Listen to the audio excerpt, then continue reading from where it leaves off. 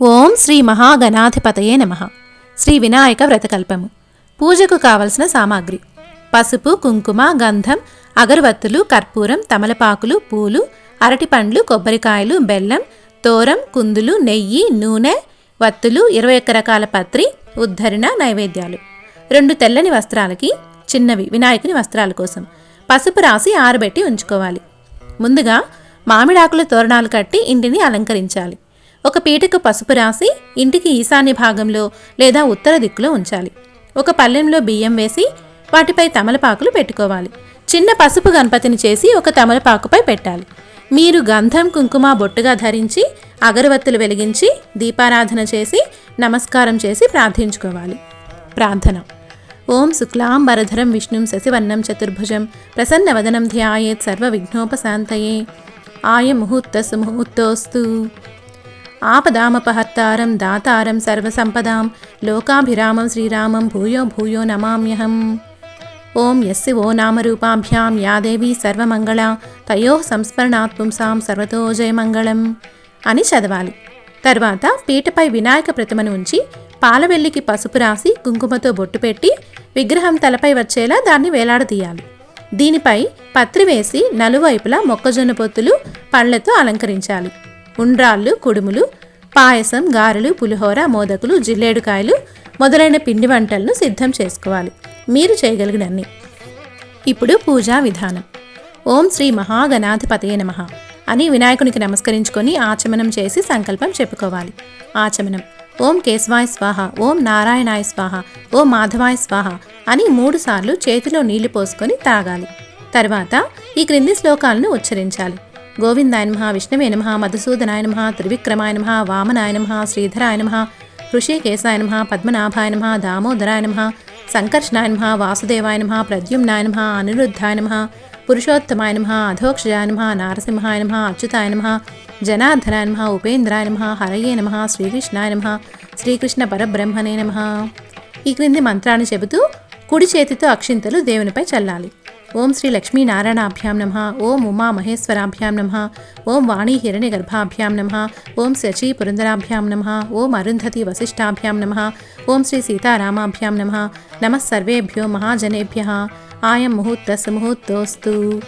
తర్వాత భూతోచ్చాటన: ఉత్తిష్టంతు భూతపిశాచాః ఏతే భూమిభారకాః ఏతేషాం అవిరోధేన బ్రహ్మ కర్మ సమారభే అనే మంత్రాన్ని చదువుతూ అక్షింతలు వాసన చూసి తలపై నుంచి వెనుక వేసుకోవాలి. ఇప్పుడు ప్రాణాయామం: ఓం భూః, ఓం భువః, ఓం సువః, ఓం మహః, ఓం తపః, ఓం జనః, ఓం సత్యం, ఓం తత్సవితుర్వరేణ్యం భర్గో దేవస్య ధీమహి ధియో యో నః ప్రచోదయాత్. ఓం ఆపో జ్యోతిరసోమృతం భూర్భువస్సువరోం. అపవిత్రః పవిత్రో వా సర్వావస్థాం గతోపి వా యస్మరేత్ పుండరీకాక్షం సవాహ్యాభ్యాంతర శుచిః అని 4 దిక్కులా ఉద్ధరణితో నీళ్లను చల్లి శుద్ధి చేయాలి. ఇప్పుడు సంకల్పం: మీ కుడి చేతిని ఎడమ చేతిలో ఉంచి క్రింది సంకల్పం చెప్పుకోవాలి. మమ ఉపాత్త దురితక్షయ ద్వారా శ్రీ పరమేశ్వర ప్రీత్యర్థం శుభే శోభన్ ముహూర్తే శ్రీ మహావిష్ణోరాజ్ఞయ ప్రవర్తమానస్య ఆద్య బ్రహ్మణః ద్వితీయ పరాధే శ్వేతవరాహకల్పే వైవస్వతమన్వంతరే కలియుగే ప్రథమ పాదే జంబూద్వీపే భరతవర్షే భరతఖండే మేరోః దక్షిణ దిగ్భాగే శ్రీశైలస్య ఈశాన్య ప్రదేశే అస్మిన్ వర్తమాన వ్యావహారిక చాంద్రమానేన స్వస్తి శ్రీ. ఈ సంవత్సరం పేరు చెప్పుకొని నామ సంవత్సరే దక్షిణాయనే వర్ష ఋతౌ భాద్రపదమాసే శుక్లపక్షే చతుర్యాం తిథౌ శుభవాసరే శుభనక్షత్రే శుభయోగే శుభకరణే ఏవంగుణ విశేషణ విశిష్టాయాం శుభతిథౌ శ్రీమాన్ గోత్రనామధేయః. మీ గోత్రం చెప్పుకొని మమ ధర్మపత్ని సమేతస్య అస్మాకం సహకుటుంబస్య క్షేమ స్థైర్య విజయ అభయ ఆయురారోగ్య ఐశ్వర్యాభివృద్ధ్యర్థం ధర్మార్థ కామ మోక్ష చతుర్విధ ఫలపురుషార్థ సిద్ధ్యర్థం ఇష్టకామ్యార్థ సిద్ధ్యర్థం సర్వాభీష్ట సిద్ధ్యర్థం శ్రీ వరసిద్ధి వినాయకముద్దిశ్య శ్రీ వరసిద్ధి వినాయక దేవతా ప్రీత్యర్థం కల్పోక్త ప్రకారేణ యావచ్చక్తి ధ్యాన ఆవాహనాది షోడశోపచార పూజాం కరిష్యే అధో నిర్విజ్ఞాన పరిసమాప్త్యర్థం శ్రీ మహాగణాధిపతి పూజాం కరిష్యే అంటూ కుడిచేయి ఉంగరం వేలుతో నీళ్లు ముట్టుకోవాలి. ఇప్పుడు కలశ పూజ: ఒక పంచపాత్రకు గంధం పూసి కుంకుమ బొట్లు పెట్టి అందులో కొన్ని అక్షింతలు, ఒక పువ్వు వేసి ఆ పంచపాత్రను కుడి చేతితో మూసి ఉంచి క్రింది శ్లోకాన్ని చదవాలి. ఓం కలశస్య ముఖే విష్ణుః కంఠే రుద్ర సమాశ్రితః మూలే తత్ర స్థితో బ్రహ్మ మధ్యే మాతృగణా స్మృతాః కుక్షౌత సాగరాः సర్వే సప్తద్వీపా వసుంధరా ఋగ్వేదోద యజుర్వేదో సామవేదో అథర్వణః అంగైష సైతా సర్వే కలసాంబు సమాశ్రితాః ఆయాంతు దేవపూజార్థం నృతక్షయకారకాః గంగే చ యమునే చైవ గోదావరి సరస్వతి నర్మదే సింధు కావేరీ జలేస్మిన్ సన్నిధిం కురు. ఇప్పుడు కలశంలోని నీటిని పూజా ద్రవ్యాలపైన, దేవునిపైన, మీ శిరస్సు పైన కొద్దిగా చల్లుకోవాలి. తర్వాత గణానాన్త్వా గణపతిగం హవామహే కవిం కవీనాముపమస్రవష్టవం జ్యేష్ఠరాజం బ్రహ్మణా బ్రహ్మణస్పతాన శృణ్వన్నోతి బిస్సీద సాధనం. శ్రీ వరసిద్ధి వినాయక దేవతాయై నమః ప్రాణప్రతిష్ఠాపనం కరిష్యే అని ఇప్పుడు షోడశోపచార పూజ చేయాలి వినాయకునికి. షోడశోపచార పూజ. భవసంచిత పాపౌఘ విధ్వంసన విచక్షణం విఘ్నాంధకార భాస్వంతం విఘ్నరాజం అహం భజే.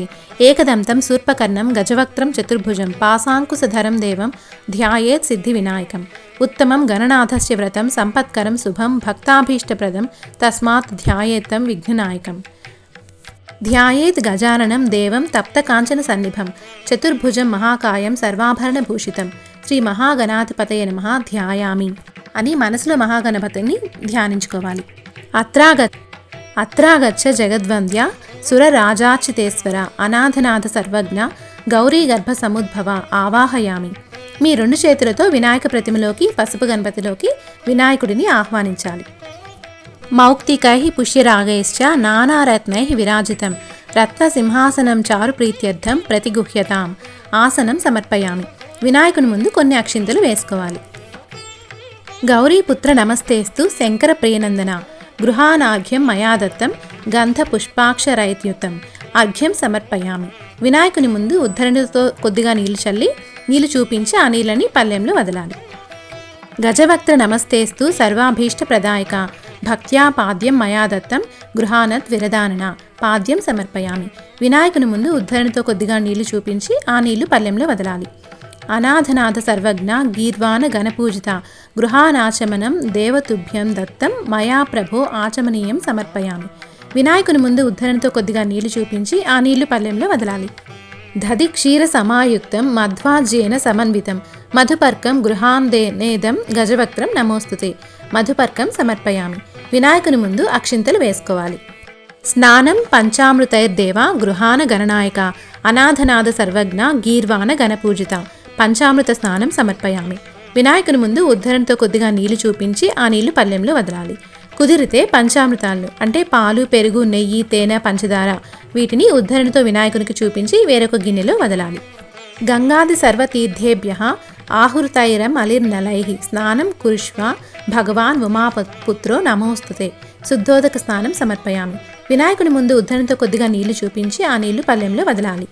రక్తవస్త్రద్వయం చారుదేవ యోగ్యం చ మంగళం శుభప్రదం గృహాణత్వం లంబోదర హరాత్మజ వస్త్రయుగ్మం సమర్పయామి. పసుపు రాసిన వస్త్రాలని వినాయకునికి అలంకరించాలి. పసుపు గణపతి ముందు అక్షింతలు వేసుకోవాలి.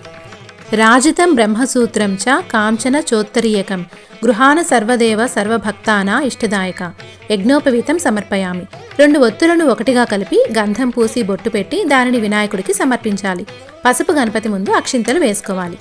చందనాగరు కర్పూర కస్తూరి కుంకుమాన్వితం విలేపనం సురశ్రేష్ఠ ప్రీత్యర్థం ప్రతిగుహ్యతాం గంధం సమర్పయామి. వినాయకుడిపై పసుపు గణపతిపై కొద్దిగా గంధం చల్లాలి.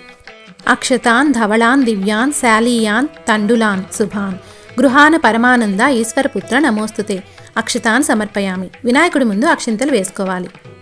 సుగంధాని సుపుష్పాణి జాజీకుంద ముఖాని చ ఏకవింశతి పత్రాన్ని సంగృహాన నమోస్తుతే పుష్పాణి పూజయామి. క్రింది నామాలను చదువుతూ వినాయకుడిని పూలతో పూజించాలి. ఇప్పుడు అథాంగ పూజ. ఓం గణేశాయ నమః పాదౌ పూజయామి. ఓం ఏకదంతాయ నమః గుల్ఫౌ పూజయామి. ఓం శూర్పకర్ణాయ నమః జానునీ పూజయామి. ఓం విఘ్నరాజాయ నమః జంఘే పూజయామి. ఓం అఖువాహనాయ నమః ఊరు పూజయామి. ఓం హేరంబాయ నమః కటిం పూజయామి. ఓం లంబోదరాయ నమః ఉదరం పూజయామి. ఓం గణనాథాయ నమః నాభిం పూజయామి. ఓం గణేశాయ నమః హృదయం పూజయామి. ఓం స్థూలకంఠాయ నమః కంఠం పూజయామి. ఓం గజవక్త్రాయ నమః వక్త్రం పూజయామి. ఓం విఘ్నహంత్రే నమః నేత్రం పూజయామి. ఓం శూర్పకర్ణాయ నమః కర్ణౌ పూజయామి. ఓం ఫాలచంద్రాయ నమః లలాటం పూజయామి. ఓం సర్వేశ్వరాయ నమః శిరః పూజయామి. ఓం విఘ్నరాజాయ నమః సర్వాణ్యంగాని పూజయామి. అధ ఏకవింశతి పత్ర పూజ. ఇప్పుడు వినాయకుడిని 21 రకాల పత్రులతో పూజించాలి. మీ దగ్గర ఎన్ని ఉంటే అన్ని పత్రులతో పూజించండి. ఓం సుముఖాయ నమః మాచీపత్రం పూజయామి. ఓం గణాధిపాయ నమః బృహతీపత్రం పూజయామి. ఓం ఉమాపుత్రాయ నమః బిల్వపత్రం పూజయామి. ఓం గజాననాయ నమః దుర్వాయుగ్మం పూజయామి. ఓం హరసూనవే నమః దత్తూరపత్రం పూజయామి. ఓం లంబోదరాయ నమః బదరీపత్రం పూజయామి. ఓం గుహాగ్రజాయ నమః ఆపావర్గపత్రం పూజయామి. ఓం గజకర్ణాయ నమః తులసీపత్రం పూజయామి. ఓం ఏకదంతాయ నమః చూతపత్రం పూజయామి. ఓం వికటాయ నమః కరవీరపత్రం పూజయామి. ఓం భిన్నదంతాయ నమః విష్ణుకాంతపత్రం పూజయామి. ఓం వటవే నమః దాడిమీపత్రం పూజయామి. ఓం సర్వేశ్వరాయ నమః దేవదారపత్రం పూజయామి. ఓం ఫాలచంద్రాయ నమః మరువక పత్రం పూజయామి. ఓం హేరంబాయ నమః సింధువారపత్రం పూజయామి. ఓం శూర్పకర్ణాయ నమః జాజీపత్రం పూజయామి. ఓం సురాగ్రజాయ నమః గండకీపత్రం పూజయామి. ఓం యుభవక్త్రాయ నమః సమీపత్రం పూజయామి. ఓం వినాయకాయ నమః అశ్వత్థపత్రం పూజయామి. ఓం సురసేవితాయ నమః అర్జునపత్రం పూజయామి. ఓం కపిలాయ నమః అర్కపత్రం పూజయామి. ఓం శ్రీ గణేశ్వరాయ నమః ఏకవింశతి పత్రాన్ని పూజయామి అంటూ కొద్దిగా పత్రిని తర్వాత మరుసటి రోజు పూజకి ఉంచుకొని మిగిలిన పత్రిని వినాయకుడి ముందు పెట్టండి. ఇప్పుడు శ్రీ వినాయక అష్టోత్తర శతనామావళి క్రింది నామాలను చదువుతూ వినాయకుడిని పూలతో అక్షింతలతో పూజించాలి. ఓం గజాననాయ నమః. ఓం గణాధ్యక్షాయ నమః. ఓం విఘ్నరాజాయ నమః. ఓం వినాయకాయ నమః. ఓం ద్వైమాతురాయ నమః. ఓం ద్విముఖాయ నమః. ఓం ప్రముఖాయ నమః. ఓం సుముఖాయ నమః. ఓం కృతినే నమః. ఓం సుప్రదీప్తాయ నమః. ఓం సుఖనిధయే నమః. ఓం సురాధ్యక్షాయ నమః. ఓం సురారిఘ్నాయ నమః. ఓం మహాగణపతయే నమః. ఓం మాన్యాయ నమః. ఓం మహాకాలాయ నమః. ఓం మహాబలాయ నమః. ఓం హేరంబాయ నమః. ఓం లంబజఠరాయ నమః. ఓం హ్రస్వగ్రీవాయ నమః. ఓం మహోదరాయ నమః. ఓం మదోత్కటాయ నమః. ఓం మహావీరాయ నమః. ఓం మంత్రిణే నమః. ఓం మంగళస్వరాయ నమః. ఓం ప్రమదాయ నమః. ఓం ప్రథమాయ నమః. ఓం ప్రాజ్ఞాయ నమః. ఓం విఘ్నకర్త్రే నమః. ఓం విఘ్నహంత్రే నమః. ఓం విశ్వనేత్రే నమః. ఓం విరాట్పతయే నమః. ఓం శ్రీపతయే నమః. ఓం వాక్పతయే నమః. ఓం శృంగారిణే నమః. ఓం ఆశ్రితవత్సలాయ నమః. ఓం శివప్రియాయ నమః. ఓం శీఘ్రకారిణే నమః. ఓం శాశ్వతాయ నమః. ఓం బలాయ నమః. ఓం బలోత్తితాయ నమః. ఓం భవాత్మజాయ నమః. ఓం పురాణపురుషాయ నమః. ఓం పూష్ణే నమః. ఓం పుష్కరోక్షిప్త వారిణే నమః. ఓం అగ్రగణ్యాయ నమః. ఓం అగ్రపూజ్యాయ నమః. ఓం అగ్రగామినే నమః. ఓం మంత్రకృతే నమః. ఓం చామీకరప్రభాయ నమః. ఓం సర్వాయ నమః. ఓం సర్వోపాస్యాయ నమః. ఓం సర్వకర్త్రే నమః. ఓం సర్వనేత్రే నమః. ఓం సర్వసిద్ధిప్రదాయ నమః. ఓం సర్వసిద్ధయే నమః. ఓం పంచహస్తాయ నమః. ఓం పార్వతీనందనాయ నమః. ఓం ప్రభవే నమః. ఓం కుమారగురవే నమః. ఓం అక్షోభ్యాయ నమః. ఓం కుంజరాసురభంజనాయ నమః. ఓం ప్రమోదాయ నమః. ఓం మోదకప్రియాయ నమః. ఓం కాంతిమతే నమః. ఓం ధృతిమతే నమః. ఓం కామినే నమః.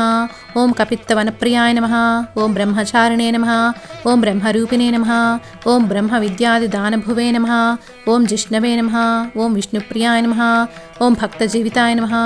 ఓం జితమన్మధాయ నమః. ఓం ఐశ్వర్యకారణాయ నమః. ఓం జాయసే నమః. ఓం యక్షకిన్నరసేవితాయ నమః. ఓం గంగాసుతాయ నమః. ఓం గణాధీశాయ నమః. ఓం గంభీరనినదాయ నమః. ఓం వటవే నమః. ఓం అభీష్టవరదాయనే నమః. ఓం జ్యోతిషే నమః. ఓం భక్తనిధయే నమః. ఓం భావగమ్యాయ నమః. ఓం మంగళప్రదాయ నమః. ఓం అవ్యక్తాయ నమః. ఓం అప్రాకృత పరాక్రమాయ నమః. ఓం సత్యధర్మినే నమః. ఓం సఖయే నమః. ఓం సరసాంబునిధయే నమః. ఓం మహేశాయ నమః. ఓం దివ్యాంగాయ నమః. ఓం మణికింకిణీ మేఖలాయ నమః. ఓం సమస్తదేవతామూర్తయే నమః. ఓం సహిష్ణవే నమః. ఓం సతతోత్థితాయ నమః. ఓం విఘాతకారిణే నమః. ఓం విశ్వదృశే నమః. ఓం విశ్వరక్షాకృతే నమః. ఓం కళ్యాణగురవే నమః. ఓం ఉన్మత్తవేషాయ నమః. ఓం అపరాజితే నమః. ఓం సమస్తజగదాధారాయ నమః. ఓం సర్వైశ్వర్యప్రదాయ నమః. ఓం ఆక్రాంతచిదచిత్ప్రభవే నమః. ఓం శ్రీ విఘ్నేశ్వరాయ నమః. ఓం శ్రీ మహాగణాధిపతే నమః. నానావిధ పరిమళ పత్ర పుష్పాన్ని సమర్పయామి. ఇప్పుడు దశాంగం గగ్గులోపేతం సుగంధిం సుమనోహరం ఉమాసుత నమస్తుభ్యం గృహణ వరదో భవ. ధూపమాఘ్రాపయామి. వినాయకునికి చేతులతో ధూపం చూపించాలి. సాజ్యం త్రివర్తి సంయుక్తం వహ్నినా ద్యోతితం మయా గృహాన మంగళదీపం ఈశ్వరపుత్ర నమోస్తుతే. దీపం దర్శయామి. వినాయకుడికి చేతులతో దీపం చూపించాలి. సుగంధాన్ సుకృతాంశ్చైవ మోదకాన్ ఘృతపాచికాన్ నైవేద్యం గృహ్యతాం దేవచనముద్వైద ప్రకల్పితాన్ భక్ష్యం భోజ్యం చ లేహ్యం చ చోప్యం పానీయమేవ చ ఇదం గృహాన నైవేద్యమయా దత్తం వినాయక. మహానైవేద్యం సమర్పయామి. వినాయకునికి వండిన ఫలహారాల్ని సమర్పించాలి. నైవేద్యాలపైన ఉద్ధరణతో నీళ్లు చల్లి ఓం ప్రాణాయ స్వాహ, ఓం వ్యానాయ స్వాహ, ఓం అపానాయ స్వాహ, ఓం ఉదానాయ స్వాహ అని చేతితో నైవేద్యాన్ని వినాయకుడికి చూపించాలి. పూగీ ఫల సమాయుక్తం నాగవల్లి దళేరుతం కర్పూరచూర్ణ సంయుక్తం తాంబూలం ప్రతిగృహ్యతాం. తాంబూలం సమర్పయామి. వినాయకుడికి తాంబూలం సమర్పించాలి. కొద్దిసేపు అయిన తర్వాత ఆ నైవేద్యాలను తీసి పక్కన పెట్టుకోవాలి. ఘృతవర్తి సహస్రైశ్చ శకలైస్థితం నీరాజనం మయా దత్తం గృహాన వరదోభవ. నీరాజనం సమర్పయామి. వినాయకుడికి కర్పూర నీరాజనం సమర్పించాలి. సదానంద విఘ్నేశ పుష్కలాని ధనాని చ భూమ్యాం స్థితాని భగవన్ స్వీకురుష్వ వినాయక. ఓం తత్పురుషాయ విద్మహే వక్రతుండాయ ధీమహి తన్నో దంతి ప్రచోదయాత్. సువర్ణ మంత్రపుష్పం సమర్పయామి. 2 పూలు అక్షింతలు కలిపి వినాయకుడి పాదాల దగ్గర వేయాలి. అక్షింతలు చేతిలో ఉంచుకొని క్రింది విధంగా చెబుతూ ఇప్పుడు ఆత్మప్రదక్షిణ నమస్కారం చేసి ఆ అక్షింతలను వినాయకుని పాదాల వద్ద వేయాలి. యాని కానిచ పాపాని జన్మాంతర కృతానిచ తాని తాని ప్రణశ్యంతి ప్రదక్షిణ పదే పదే. పాపోహం పాపకర్మాహం పాపాత్మాం పాపసంభవ త్రాహిమాం కృపయా దేవా శరణాగత వత్సల అన్యథా శరణం నాస్తి త్వమేవ శరణం మమ తస్మాత్ కారుణ్యభావేన రక్ష రక్ష గణాధిప. ఆత్మప్రదక్షిణ నమస్కారాన్ని సమర్పయామి. ఇప్పుడు క్రింది విధంగా చెబుతూ అక్షింతలు పూలు వినాయకుడి దగ్గర వేయాలి. ఛత్రం ఆచ్ఛాదయామి చామరేణ వీజయామి నృత్యం దర్శయామి గీతం శ్రావ్యామి ఆందోళకానారోహ్యామి అశ్వానారోహ్యామి గజానారోహ్యామి సమస్త రాజోపచార భక్త్యోపచార శక్త్యోపచార నిత్యోపచార శాస్త్రోపచార పూజాం సమర్పయామి. ఇప్పుడు కొన్ని అక్షింతలు చేతిలోకి తీసుకొని క్రింది విధంగా చెబుతూ నీళ్ళతో కలిపి ఆ అక్షింతల్ని పల్లెంలోకి వదలాలి. యశస్ స్మృత్యాచ నామోక్ష తమ పూజా క్రియాదిషు న్యూనం సంపూర్ణతాం సద్యో వందేతమచ్యుతం మంత్రహీనం క్రియాహీనం భక్తిహీనం బుద్ధిహీనం యత్పూజితం మయా దేవ పరిపూర్ణం తదస్తుతే. అనయా షోడశోపచార పూజా భగవాన్ భగవాత్మక శ్రీ మహాగణాధిపతి దేవ సుప్రీత సుప్రసన్నో వరదో భవతు. వినాయక వ్రతకథ. ఈ వినాయక వ్రతకథను చదివేవారు, పూజలో కూర్చునేవారు ముందుగా చేతిలో కొద్దిగా అక్షింతలు వేసుకోవాలి. కథ పూర్తయిన తర్వాత వాటిని తమ శిరస్సుపై ఉంచుకోవాలి. పూర్వం చంద్రవంశానికి చెందిన ధర్మరాజు దాయాదులతో మాయాజూదం వల్ల రాజ్యాన్ని పోగొట్టుకొని భార్యా సోదరులతో వనవాసం చేస్తూ ఒకనాడు నైమిసారణ్యానికి చేరుకున్నాడు. అక్కడ సౌనకాది ఋషులకు అనేక పురాణ రహస్యాలను బోధిస్తున్న సూత మహామునిని దర్శించి తనకు తిరిగి రాజ్యం పొందే మార్గం, వ్రతం ఏదైనా ఉంటే చెప్పమని ధర్మరాజు కోరాడు. అంతట సూత మహర్షి సకల శుభాలను వసగే వినాయక చవితి గురించి వివరించారు. విఘ్నేశ్వరోత్పత్తి, చంద్రదర్శన దోషకారణం, శాపమోక్షం గురించి ఆ మహాముని చెప్పసాగెను. పూర్వం గజముఖుడైన గజాసురుడు శివుడి కోసం తపస్సు చేశాడు. అతని తపస్సునకు మెచ్చి పరమేశ్వరుడు ప్రత్యక్షమై వరం కోరుకోమన్నాడు. గజాసురుడు, స్వామి నువ్వు నా ఉదరమందే నివసించాలి అని కోరాడు. దానితో భక్త సులభుడైన శివుడు అతడి కుక్షియందు ఉండిపోయాడు. జగన్మాత పార్వతి భర్తను వెతుకుతూ ఆయన గజాసురుడి కడుపులో ఉన్నాడని తెలుసుకుంది. ఆయనను దక్కించుకునే ఉపాయం కోసం శ్రీ మహావిష్ణువును ప్రార్థించింది. బ్రహ్మ విష్ణువులు గంగిరెద్దుల వాని వేషంలో గజాసురుని వద్దకు వెళ్ళి ఆటపాటలతో మెప్పించగా గజాసురుడు సంతోషించిన వాడై ఏమి వరం కావాలో కోరుకోమన్నాడు. అందుకు ఆ గంగిరెద్దుల వేషంలో ఉన్న బ్రహ్మ విష్ణువులు, గజాసుర, పరమశివుడు లేని ముల్లోకాలు అల్లాడిపోతున్నవి. నీవు నీ కుక్షియందు నిక్షిప్తం చేసుకున్న శివుణ్ణి తమకిమ్మని కోరుకున్నారు. మాట మార్చకుండా గజాసురుడు సరే అన్నాడు. నంది తన కొమ్ములతో గజాసురుని పొట్ట చీల్చి శివుణ్ణి పరిగ్రహించాడు. అంతటా గజాసురుడు, శివ, నేను ప్రాణం విడిచిన తర్వాత నీవు నా శిరస్సునకు ధన్యతను చేకూర్చి నా శిరస్సు త్రిలోక పూజితమగునట్లు నా చర్మమును నిరంతరము నీవు ధరించినట్లు అనుగ్రహించవలసింది అని ప్రార్థించాడు. సరే అన్నాడు ఆ సర్వేశ్వరుడు. బ్రహ్మ, విష్ణు, శివ, ఇంద్రాదులు దేవలోకానికి బయలుదేరారు. వినాయకుని జననం. పరమేశ్వరుడు వస్తున్నాడన్న వార్త కైలాసంలో పార్వతికి తెలిసి అభ్యంగన స్నానం చేసి పతికి స్వాగతం చెప్పాలని అభ్యంగన స్నానానికి తయారైంది. స్నానానికి వెళుతూ దేహానికి నలుగుపిండిని అద్దుకుంది. పరధ్యానంలో ఆ పిండితోనే ఒక ప్రతిమను తయారు చేసింది. చూడముచ్చటైన ఆ బాలుడికి తండ్రి ఉపదేశించిన మంత్ర సహాయంతో పార్వతి ప్రాణప్రతిష్ఠ చేసింది. ఆ బాలుడిని మందిరం వద్ద కాపలా ఉంచి ఎవరినీ లోపలకు రానివ్వవద్దని చెప్పి స్నానానికి వెళ్ళింది. గజాసురుని నుండి విముక్తిని పొంది కైలాసానికి వచ్చిన శివుడు లోపలకు వెళ్ళబోగా గుమ్మం వద్ద బాలుడు అడ్డగించాడు. తాను ఈ కైలాసానికే అధిపతినని, పార్వతీ భర్తనని చెప్పాడు శివుడు. నువ్వెవరివైనా సరే వెళ్ళడానికి వీలులేదన్నాడు ఆ బాలుడు. వాద ప్రతివాదాలు పెరిగాయి. పట్టుదల పెరిగి శివుడికి కోపం హెచ్చింది. ప్రమదగణాలు కూడా ఆ బాలుని ముందు ఓడిపోయాయి. ఇక తానలేక శివుడు త్రిశూలంతో బాలుడి శిరస్సును ఖండించాడు. పార్వతి వచ్చి నిర్జీవుడై ఉన్న బిడ్డని చూచి, నాథా, పసివాణ్ణి ఇంత దారుణంగా హింసిస్తారా అని రోధించింది. శివుని మనస్సు ఆర్ద్రమైంది. తన తొందరపాటుకు చింతించాడు. నీ బిడ్డణ్ణి బ్రతికిస్తానని పార్వతికి మాట ఇచ్చాడు. వెంటనే తన పరివారాన్ని పంపించి ఉత్తరముఖంగా పడుకున్న వాని శిరస్సును తెమ్మన్నాడు. ఆ పరివారం ముల్లోకాలు గాలించారు.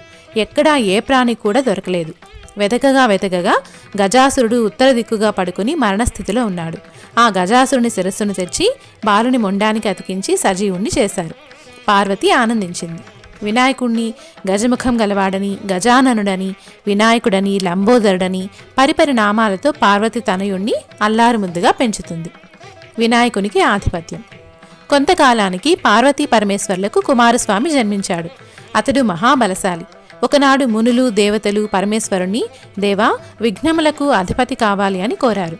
అందుకు వినాయకుడు కుమారస్వామి ఇద్దరూ విఘ్నాధిపత్యానికి పోటీపడ్డారు. అంతట శివుడు, నాయనలారా, ఈ ముల్లోకాలలో గల పుణ్యనదులలో స్నానమాడి ముందుగా నా వద్దకు ఎవరు వచ్చెదరో వారికే విఘ్నాధిపత్యము ఇచ్చెదరని పలుకగా కుమారస్వామి తన వాహనమైన నెమలిపై ఎక్కి బయలుదేరాడు. వినాయకుడు మాత్రం తన ఎలుక వాహనంతో ముందుకు కదలలేకపోయాడు. దీనితో నారాయణ మంత్రం జపిస్తూ తల్లిదండ్రుల చుట్టూ ప్రదక్షిణ చేశాడు. ఆ మంత్ర ప్రభావంతో ప్రతి తీర్థంలోనూ కుమారస్వామి కంటే ముందే వినాయకుడు ప్రత్యక్షమయ్యాడు. ఆ విధంగా 3 కోట్ల నదుల్లో వినాయకుడే ముందుగా స్నానమాచరించడం చూసిన కుమారస్వామి కైలాసానికి వెళ్ళి మహిమాన్వితుడైన అన్నగారికే ఆధిపత్యం ఇవ్వమని తండ్రిని కోరాడు. ఆ విధంగా వినాయకుడు విఘ్నాలకు అధిపతి అయ్యాడు. అంతటా పరమశివుడు భాద్రపద శుద్ధ చతుర్థి నాడు గణపతికి విఘ్నాధిపత్యమును ఇచ్చాడు. ఆనాడు సర్వదేశస్థులు విఘ్నేశ్వరుణ్ణి తమ శక్తి కొలది కుడుములు, ఉండ్రాళ్ళు, టెంకాయలు, పండ్లు మొదలగు భక్ష్య భోజ్యములతో యథాశక్తి పూజించారు. విఘ్నేశ్వరుడు సంతుష్టుడై తనకు భక్తితో సమర్పించిన పిండి వంటలు తాను భుజించి మిగిలినవి తన వాహనమైన మూషికమునకు ఇచ్చి మిగిలినవి చేత పట్టుకుని భుక్తాయాసంతో కైలాసమునకు వచ్చి మాతాపితలకు పాదాభివందనం చేయ సంకల్పించగా ఉదరము సహకరించక నానావస్థలు పడుచుండగా శివుని శిరస్సు ఎందున్న చంద్రుడు చూచి పకపక నవ్వాడు. రాజదృష్టి సోకితే రాళ్ళు కూడా నుజ్జవుతాయి. విఘ్ననాథుని ఉదరం పగిలి అందులోని ఉండ్రాళ్ళు, కుడుములు బయటకు వచ్చి వినాయకుడి పొట్ట చిట్లింది. పాముతో బొజ్జను కట్టారు. విఘ్నేశ్వరుడు అచేతనుడయ్యాడు. దీనితో ఆగ్రహించిన పార్వతీదేవి, పాపాత్ముడా, నీ దృష్టి సోకి నా కుమారుడు అచేతనంగా పడి ఉన్నాడు. నీ కంటికి నా కుమారుడు అంత చులకనగా కనబడ్డాడా? అందగాడివనుకుంటున్న నిన్ను చూచిన వారు పాపాత్ములై నీలాప నిందలు పొందుదురుగాక అని శపించింది. ఆ జగన్మాత శాపానికి చంద్రుడు గడగడలాడిపోయాడు. జగదీశ్వరి పాదాల మీద పడి శాపోపశమనం చెప్పమన్నాడు. శాపం ఉపసంహరించబడదు అన్నది కాత్యాయని. దేవతలంతా కలవరపడి, తల్లి, చంద్రుణ్ణి క్షమించు. చంద్రుణ్ణి చూడకుండా ఉండడం ఎవరికీ సాధ్యం కాదు. ఎవరికీ ముఖం చూపలేక, ఎవరూ తన ముఖం చూడక చంద్రుడు ఎక్కడైనా దాక్కుంటే దివిరాత్రులు ఎలా జరుగుతాయి? జనులు ఎలా జీవిస్తారు తల్లి? చంద్రుడి కోసం కాకపోయినా లోకాలను సంరక్షించేటందుకైనా నీ శాపాన్ని ఉపసంహరించు అని దేవతలు ప్రార్థించారు. దేవతలారా, మీ అభ్యర్థనను అర్థం చేసుకున్నాను. శాపం తప్పదు. శాప ప్రభావం పడకుండా తరుణోపాయం చెబుతాను. గుర్తు కలిగి మసులుకోండి. భాద్రపద శుద్ధ చవితి నాడు వినాయకుడిని పూజించి పూజాక్షితలు శిరస్సును చల్లుకున్న వారికి ఎట్టి నీలాపనిందలు రావని వరమిచ్చింది. ఈ విషయాన్ని విస్మరించినా, అలక్ష్యం చేసినా ఎట్టి వారికైనా నీలాపనిందలు తప్పవు. ఈ విషయాన్ని గమనించకపోవడం వలనే శ్రీకృష్ణుడు, ఋషివర్యులు అపనిందల పాలయ్యారు. ఒకానొకప్పుడు సప్తమహర్షులు యజ్ఞాన్ని తలపెట్టారు. యజ్ఞగుండం చుట్టూ సప్త ఋషులు తమ తమ భార్యలతో ప్రదక్షిణం చేస్తున్నారు. అలా ప్రదక్షిణం చేస్తున్న ఋషిపత్నులను చూచి అగ్నిదేవుడు వారి పట్ల మోహితుడయ్యాడు. కోరిక తీరక శపిస్తారేమో అన్న భయంతోనూ అగ్ని క్షీణింపసాగాడు. భక్త కోరిక తెలుసుకున్న స్వాహాదేవి అరుంధతి తప్ప తక్కిన ఋషిపత్నుల రూపం తానే ధరించి అగ్నిదేవుడిని చేరింది. అగ్నిదేవునితో ఉన్నవారు తమ తమ భార్యలే అని ఋషులు కోపగించి వారిని వదిలేశారు. పార్వతి ఇచ్చిన శాపాన్ని మరచి ఋషిపత్నులు చంద్రుని చూడటం వల్ల వారికి అపనింద కలిగింది. దేవతలు ఋషిపత్నుల దుస్థితిని పరమేశ్వరునికి చెప్పగా శివుడు జరిగిన దాన్ని ఋషులకు వివరించి వారిని స్వస్థ చిత్తులను చేసి ఋషిపత్నులను సంరక్షించాడు. శమంతకోపాఖ్యానం. పూర్వం శ్రీకృష్ణుడు కూడా పాలదుత్తంలో చంద్రుని చూచి నీలాపనిందల పాలయ్యాడు.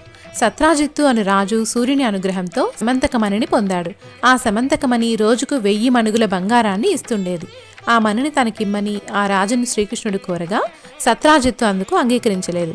ఒకనాడు సత్రాజిత్తు తమ్ముడు ఆ సమంతకమణి హారాన్ని మెడలో వేసుకుని అడవికి వేటకు వెళ్ళాడు. అతన్ని ఒక సింహం వధించి ఆ హారాన్ని అపహరించింది.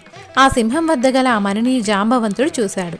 ఆ మణిని తన కుమార్తెకు కానుకగా ఇస్తే సంతోషిస్తుందని దాని కొరకై ఆ సింహంతో పోరాడి దానిని వధించి హారాన్ని తీసుకుపోయాడు. శ్రీకృష్ణుడే తన తమ్ముని చంపి శమంతక మణిని అపహరించాడని సత్రాజిత్తు తలచి లోకమంతా ప్రచారం చేశాడు. ఈ వార్త కృష్ణుడి చెవిన పడింది. తనకి నీలాపనింద ఎందువల్ల కలిగిందని ఆలోచించి క్షీరభాండంలో చంద్రుణ్ణి చూడడం వల్ల కలిగిందని గ్రహించుకున్నాడు.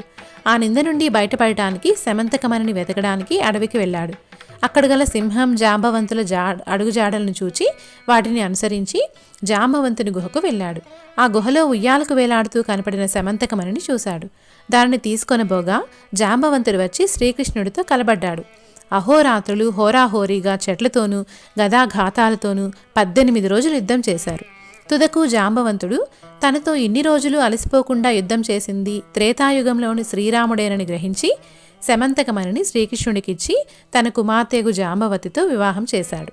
శ్రీకృష్ణుడు ద్వారకకు వచ్చి సత్రాజిత్తును పిలిచి జరిగిన సంగతంతా చెప్పి ఆ శమంతకమణిని తానికిచ్చి వేశాడు. సత్రాజిత్తు తన పొరపాటును తొందరపాటును తెలుసుకున్నవాడై ఆ మణితో పాటు తన కుమార్తెగు సత్యభామను శ్రీకృష్ణునికిచ్చి వివాహం చేశాడు.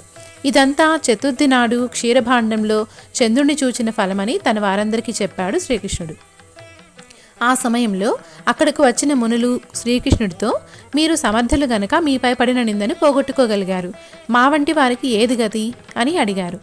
భాద్రపద శుద్ధ చవితి నాడు యథావిధిగా వినాయకుని పూజించి ఈ శమంతకోపాఖ్యానాన్ని విని అక్షింతలు తలపై వేసుకున్న వారికి ఆ రోజు చంద్ర దర్శనం అయినా కూడా అపనిందలు కలగవు అని శ్రీకృష్ణుడు చెప్పాడు.